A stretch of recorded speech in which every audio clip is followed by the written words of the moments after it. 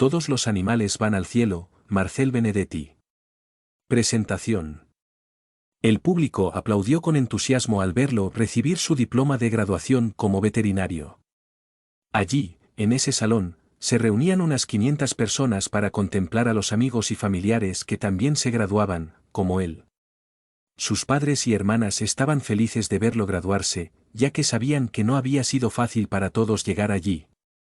Fueron años de esfuerzo y hasta de penurias para llegar a esa meta, ya que provenía de una familia de trabajadores y los recursos económicos eran escasos. Pero, todos los esfuerzos valieron la pena en ese momento. Se había hecho veterinario. Al recibir el diploma, se volvió hacia el público asistente y le agradeció los aplausos recibidos, mostrando su cartucho azul y sonriendo como nunca.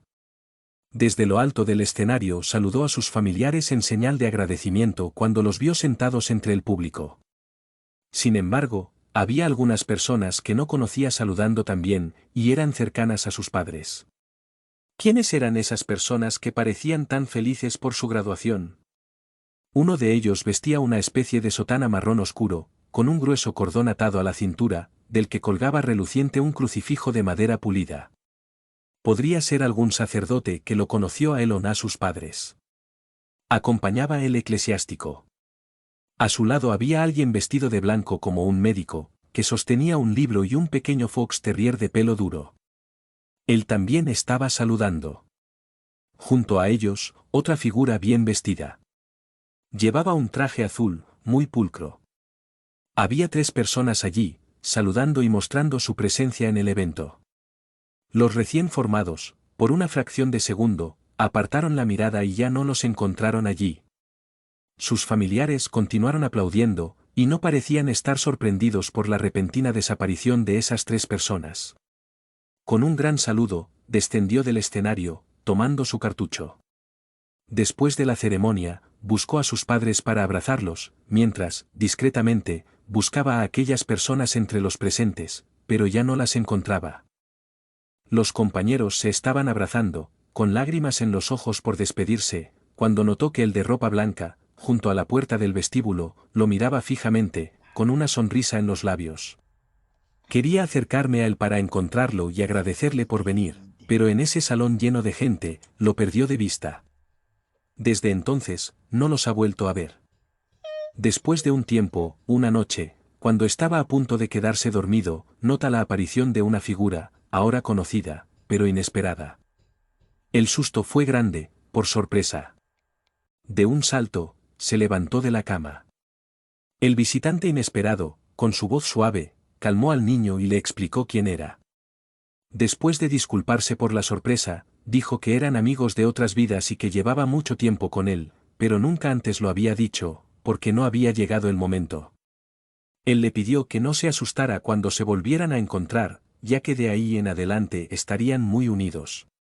Era un monje franciscano, que estuvo allí, a petición propia, antes de reencarnar en esta vida actual, para ayudarlo a alcanzar las metas propuestas para esta existencia. Sería un amigo con el que podría consultar y pedir ayuda cuando la necesitara. El monje vestía ropa típica, tela gruesa y una capucha que cubría la mitad de su cabeza. Sus manos delgadas y su pequeña estatura le daban una apariencia frágil, pero su fuerza residía en su sabiduría y consideración, que compartiría con el veterinario recién graduado. Desde entonces los escuchó aconsejándolo en su mente, como si fueran sus propios pensamientos. Solo se diferenciaba del suyo, en que las frases iban siempre en tercera persona. Cuando necesitaba un consejo, estaba el monje o el hombre de blanco con su perro y su inseparable libro. Este último fue veterinario en una vida anterior, quien también prometió asesorarlo e intuirlo positivamente en su vida profesional. Pasaron los años, el muchacho se casó, fue padre, abrió su propia clínica veterinaria y llevó una vida tranquila, junto a su esposa y su pequeña hija, quienes eran sus tesoros en la tierra. Más tarde, se convirtió en padre 2 veces más. Su esposa, que era muy espiritual, lo introdujo en la doctrina espírita. Al principio los conceptos le resultaron extraños, pero se acordó de sus amigos espirituales y acabó aceptando también como propios los doctrina, pero nunca profundizó en los conocimientos que le ofrecía, por simple desinterés. Solo quería acompañar a su esposa a las reuniones, y nada más. Sus preocupaciones eran con la clínica y con su familia. No tiene estudios doctrinales, a pesar de que su esposa insiste en que estudie y comprenda mejor el fundamento de esa doctrina. Paulatinamente, se interesó por los estudios relacionados con la doctrina espírita y pasó a formar parte de un grupo de estudio en el centro espírita. Los temas eran realmente interesantes y merecían su atención. Empezó a leer más y más libros. El libro de los espíritus se convirtió en su libro de cabecera, ya que contenía preguntas objetivas y respuestas claras a varios temas. Como veterinario, investigó su principal interés, que era la vida espiritual de los animales, y notó la escasez de información al respecto. Quería saber más, ya que estaba seguro de que los espíritus superiores no estaban desinteresados en dar publicidad al asunto. Era posible que la información fuera rara, porque la gente aún no estaba preparada para ella. Investigó y buscó libros que informaran sobre su tema de interés y encontró algunos: ¿Tienen alma los animales?, de Ernesto Bozano, escrito a principios del siglo pasado, y Evolución animal, de Gabriel Delan. Sin embargo, ninguno de ellos informó cómo se trataba a los animales en el mundo de los espíritus. Continuó su búsqueda, pero encontró poco. En su oficina, escuchó comentarios de clientes, que preguntaban, curiosos, sobre la razón de tanto sufrimiento entre los animales y si reencarnaban. Querían saber si tenían alma o espíritu y qué atención recibirían en la otra dimensión. La curiosidad del veterinario aumentaba con cada libro que leía, pero no encontraba las respuestas que buscaba. Cuando se presentó la oportunidad, le pidió a su amigo espiritual, Franciscan Monk, que lo guiara en su búsqueda, y la respuesta fue: todavía no. No entendió la negativa, pero no se atrevió a cuestionarla y esperó. Mientras esperaba, continuó la búsqueda por su cuenta, durante meses. Mientras tanto, le llegó una noticia que lo estremeció y entristeció: era portador del virus de la hepatitis tipo C, enfermedad incurable y letal que contrajo en 1978, cuando tuvo un accidente, en el que casi desencarna, y accidentalmente recibió sangre contaminada por este virus, que solo se transmite por transfusión de sangre. En ese momento, no se conocía la existencia de este virus.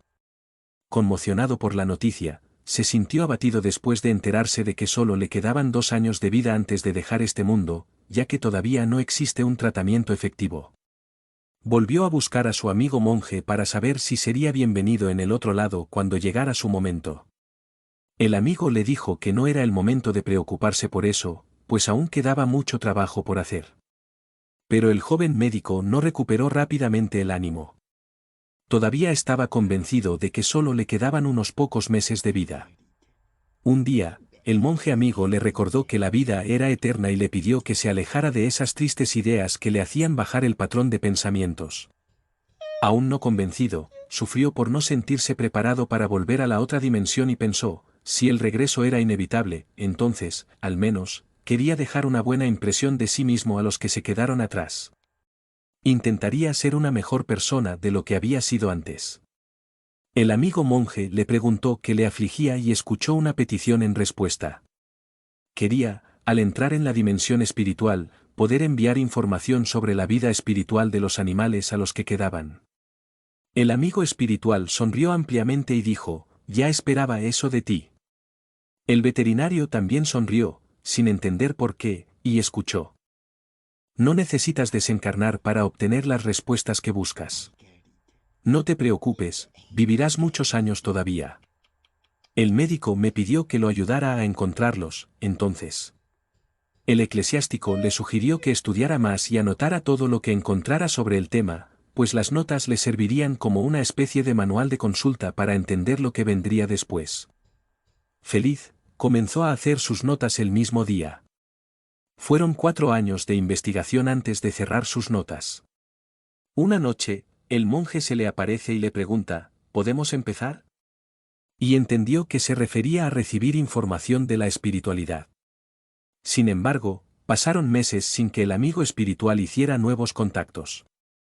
Un día, el veterinario, al despertarse, se sintió obligado a alcanzar un bolígrafo. Estaba ansiosa, eufórica y emocionada por algo que no sabía qué era. Al llegar a la oficina, Se sentó en su escritorio y, como guiado por una fuerza invisible, comenzó a escribir las primeras palabras. En ese instante, sus sentidos estaban ligeramente entumecidos, sintiéndose como si estuviera flotando. Fue una sensación placentera, acompañada de un intenso bienestar. Se aisló del mundo exterior. Ya no escuchaba a la gente que pasaba por la calle ni el ruido de los coches que antes le molestaban. Pérdida del sentido del tiempo y del espacio. Sus manos, impacientes, seguían escribiendo, mientras en su mente se formaba una pantalla a través de la cual podía seguir las escenas más conmovedoras y emotivas que jamás había presenciado. Las escenas se desarrollaron, vivas, pero él era simplemente un espectador. Era como si pudiera tocar los personajes si quisiera. Pero, solo observé, escuché y sentí lo que sucedió. Su secretaria lo observaba mientras escribía frenéticamente, sin interrumpirlo. Eventualmente, era el teléfono que sonaba o un cliente que entraba en su oficina para pedir ayuda profesional, pero, en los intervalos entre cada cita, volvía a retomar donde lo había dejado, ansioso por saber el resultado, lo que incluso él hizo. No saber. Después de escribir miles de palabras, de repente volvió en sí. Todo a su alrededor parecía demasiado colorido, brillante y ruidoso. Sus manos no podían seguir el ritmo de su voluntad de terminar lo que había comenzado. El agradable calor que lo acompañó durante muchos minutos de repente se convirtió en hielo colocado en la frente. Las escenas se desvanecieron de su mente, las palabras del narrador dejaron de oírse. Por mucho que lo intentara, las palabras no le saldrían. Solo quedaba parar y ver lo que escribía. Era la historia de Paloma, una yegua mango larga que regresaba al mundo de los espíritus. Solo entonces entendió lo que estaba pasando. Era la información del mundo espiritual que quería recibir y que le llegaba. Al día siguiente, vuelves a sentir esa compulsión de tomar un bolígrafo y escribir. Se desconectó del entorno, casi involuntariamente, volviendo a él solo cuando el deber profesional lo reclamó. Después de cada servicio, de cada llamada telefónica, reanudó su trabajo de describir el mundo espiritual de los animales. Con cada escena que aparecía en su mente, como si estuviera inmerso en una película, se sorprendía, ya que no sabía de antemano qué sucedería a continuación. La curiosidad también lo impulsó a continuar con este trabajo, que se convirtió para él en un placer. Poco a poco, se fue involucrando con los personajes. Le conmovió la muerte de Paloma, la lealtad de Formosa, el sufrimiento de Bob, Sofía y los demás. Se regocijaba en los momentos felices y se reía de las situaciones graciosas. Se sorprendió al enterarse de la existencia de animales en el umbral, se rebelaron contra los que los maltrataban. Me sorprendía cada escena y quería saber el desenlace de esas narraciones. Al final de su obra literaria descubrió que hay mucho que aprender y descubrir en la convivencia con los animales, los cuales nos enseñan muchas lecciones de humildad, paciencia y resignación. Los animales son realmente nuestros hermanos y hermanas, no solo no son abandonados por la espiritualidad, sino que están bien asistidos. Hay tantos asistentes como sean necesarios, ya que merecen la misma atención que nosotros. Con el despertar de esta nueva conciencia que surge con la nueva era y el nuevo milenio, las personas ahora están mejor preparadas para aceptar y reconocer su propia imagen en los animales. Son nuestros hermanos menores, por lo que depende de nosotros dar un buen ejemplo. Francesco Vita. Sao Paulo, 15 de marzo de 2004. Animales. Eran las 3 de la mañana y soplaba una brisa suave y refrescante que hacía silbar las afiladas hojas de los pinos que rodeaban la finca, como si fueran miles de flautas tocando una monótona melodía. La luna llena dejaba caer su luz plateada sobre las aguas del lago, creando un efecto que recordaba a las pinceladas sobre un cuadro pintado sobre un fondo oscuro. Junto al lago, semejante a un gran espejo que reflejaba la gran bola blanca y brillante, unos caballos pastaban en esa tímida hierba del sereno. La intensa luz de la luna esa noche permitió ver a los seres nocturnos alados en vuelos bajos como sombras voladoras sobre el follaje del potrero. Había murciélagos frugívoros haciendo vuelos ligeros, casi acrobáticos, y búhos, observadores, atentos con sus grandes ojos. El trabajo requería silencio y concentración, por eso también susurraban para no asustar a la vieja Paloma, una yegua, que ya se había retirado de trabajar en la finca desde que contrajo una enfermedad en la pezuña que le impedía trabajar. A pesar de su edad relativamente avanzada, Paloma mantuvo una apariencia juvenil, con su pelaje suave y brillante, como cuando dio a luz a su primera cría. Solo las canas delataban que ya no era la joven de la época en que trabajar era divertido. Paloma ya tenía 34 años y siempre había vivido en la finca donde nació. Por eso, era como si fuera un miembro de la familia del señor Matabeira, dueño de esas tierras. Guilherme, el veterinario, estaba asistiendo al parto de una mujer que ya no debería estar embarazada por su avanzada edad. Al respecto, ante la pregunta del veterinario, Matabeira se justificó. Fue nuestro descuido, porque Paloma ya no era, al menos aparentemente, fértil. Creíamos que ya estaba estéril.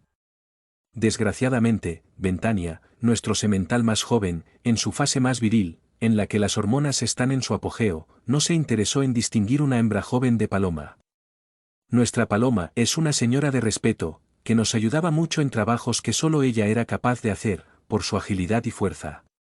Hoy es débil y viejo, pero una vez fue joven y fuerte. Ventania debería haberla perdonado, dijo Matabeira susurrando para no molestarla. Guilherme, el veterinario de 26 años, con 4 años de experiencia, estaba allí no solo como veterinario, sino como un amigo, ya que el granjero lo conocía desde que era un niño, cuando solía venir con su padre para comprar queso y miel y montar a caballo Paloma. Guilherme miró seriamente al señor Matabeira, mientras escuchaba las explicaciones de su amigo, cuando decidió responder, también en voz baja, luego de soltar el mentón que sostenía con su mano derecha. Señor Matabeira, los animales no son como nosotros. No piensan y no saben distinguir situaciones que requieren razonamiento. Las hormonas gobiernan tus instintos, porque eso es todo lo que son. Son sus instintos los que les llevan a buscar hembras en la época de reproducción, con el fin de preservar su especie. No podemos esperar de ellos una actitud inteligente como la hubiéramos querido.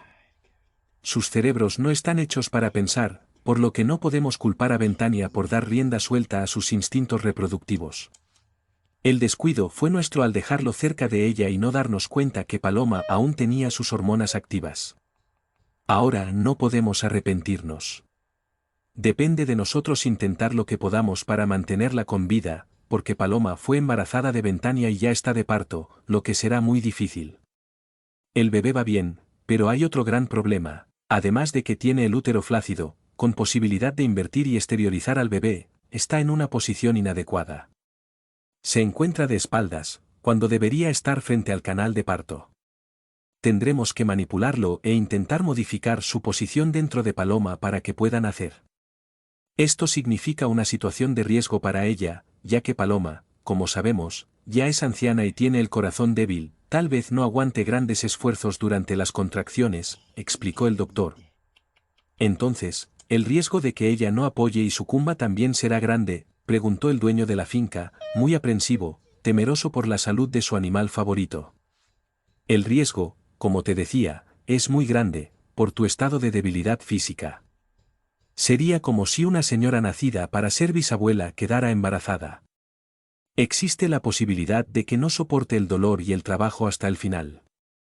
Los caballos son muy sensibles al dolor. Te daremos analgésicos, pero no hay garantías, respondió Guilherme, con su mirada penetrante, como si con esa mirada firme lograra transmitir la idea de la gravedad del problema de manera más completa. Matabeira entendió y solo observó el trabajo del doctor, quien inició su intervención. Guilherme era un veterinario experimentado, a pesar de su corta edad.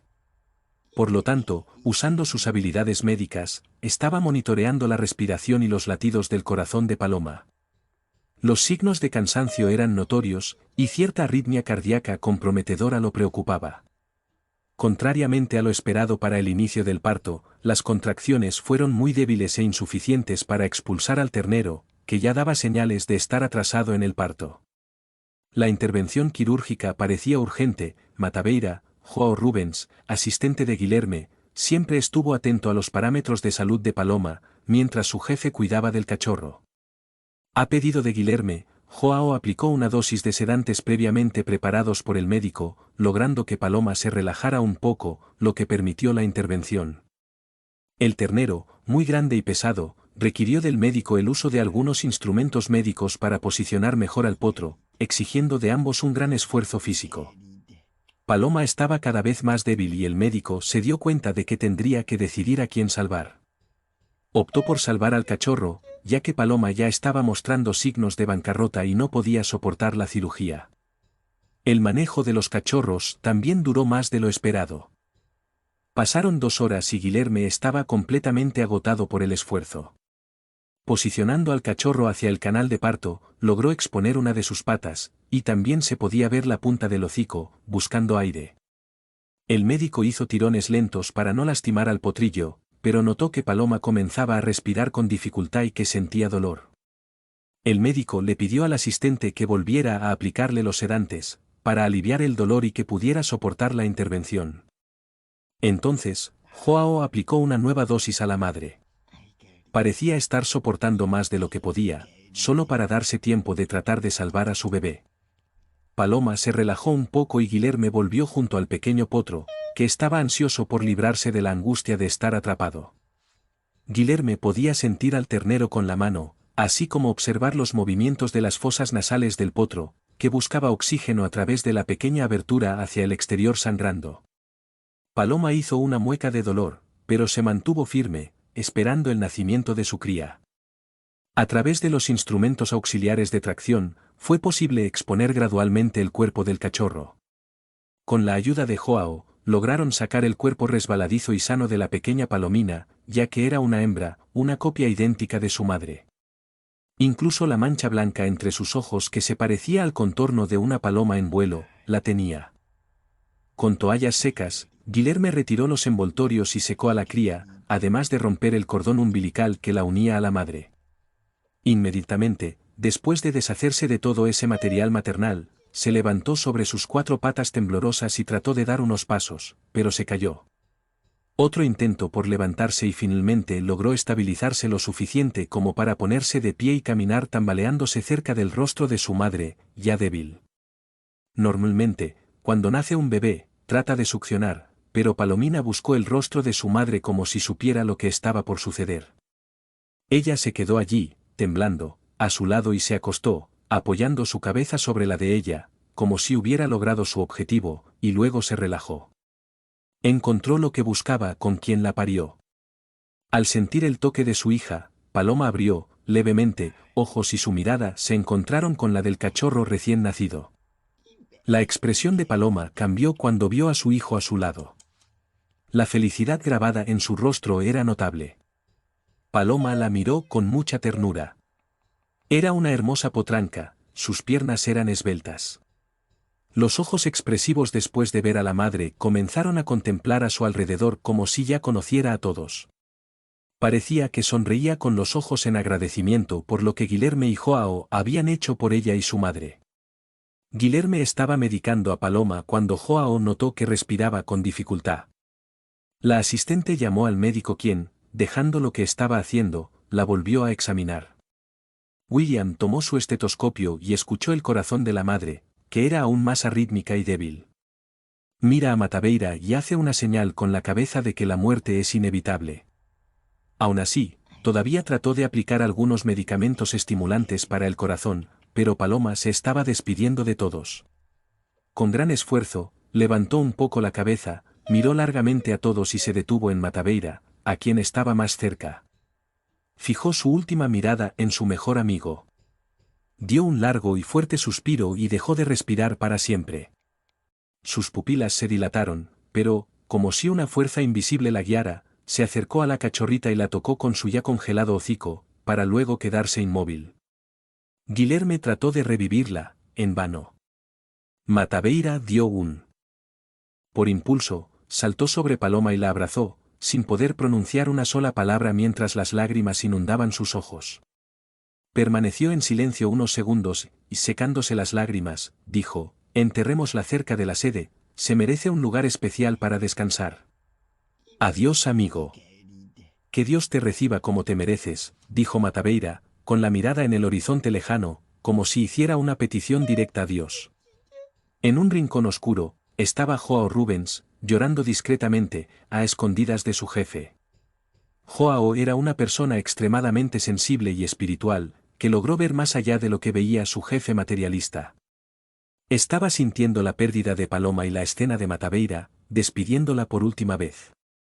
Guilherme, por su parte, veía su trabajo y a sus pacientes de una manera extremadamente racional, evitando mezclar los sentimientos con su rutina de trabajo. Joao Rubens sabía que si lo atrapaban en ese estado de ánimo, lo regañarían, porque su jefe, a pesar de ser una gran persona, a veces era demasiado duro.